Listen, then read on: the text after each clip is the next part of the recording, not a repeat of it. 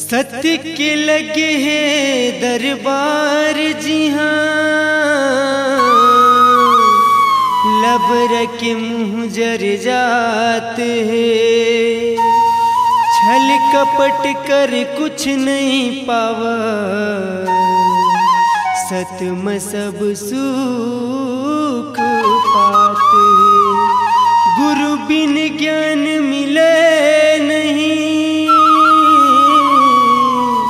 गुरु लकई से भुलागे जी, सतिल छोड़ कहाँ जाबे संगी, सतमत हूँ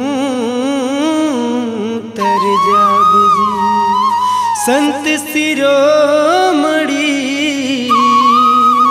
गुरु घासीदास बाबा की जय।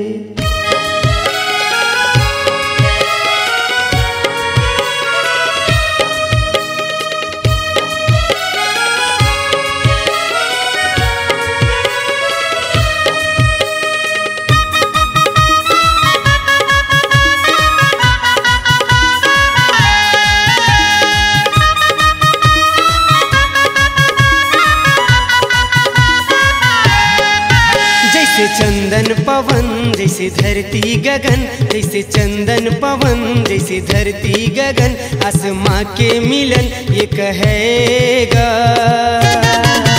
आज सुंदर सजे है तोरे धाम, ये झंडा लहराएगा। आज सुंदर सजे है तोरे धाम, के झंडा लहराएगा। जैसे चंदन पवन जैसे धरती गगन, जैसे चंदन पवन जैसे धरती गगन, आसमां के मिलन ये कहेगा। आज सुंदर सजे है तोरे धाम, के झंडा लहराएगा। आज सुंदर सजे है तोरे धाम, के झंडा लहराएगा।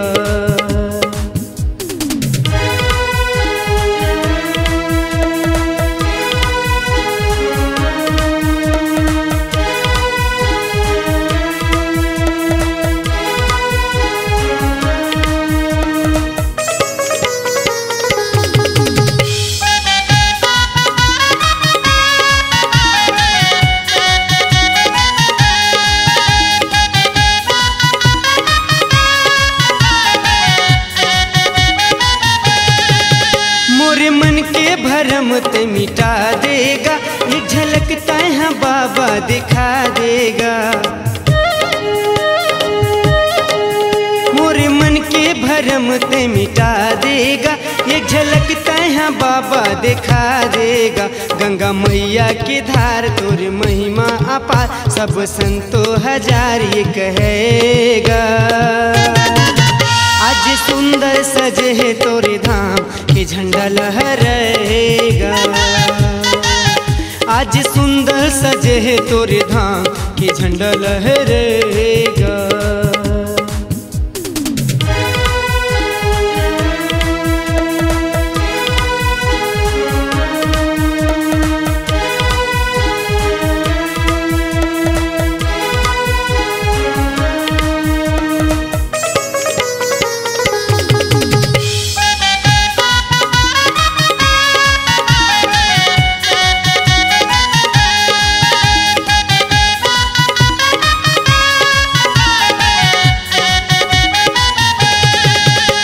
तो जाने कभू नहीं तो माने होगा, तोरे महिमा ला मैं नहीं पहचाने होगा। न तो जाने कभू नहीं तो माने होगा, तोरे महिमा ला नहीं मैं पहचाने होगा। तोरे संदेश 5 मूला दे देगा आज, मोरे मन के पुकार ये कहेगा। आज सुंदर सजे है तोरे धाम, के झंडा लहराएगा। आज सुंदर सजे है तोरे धाम, के झंडा लहराएगा। जैसे चंदन पवन जैसे धरती गगन, जैसे चंदन पवन जैसे धरती गगन, आसमां के मिलन ये कहेगा। आज सुंदर सजे है तोरे धाम, के झंडा लहराएगा। आज सुंदर सजे है तोरे धाम के झंडा लहराएगा, के झंडा लहराएगा।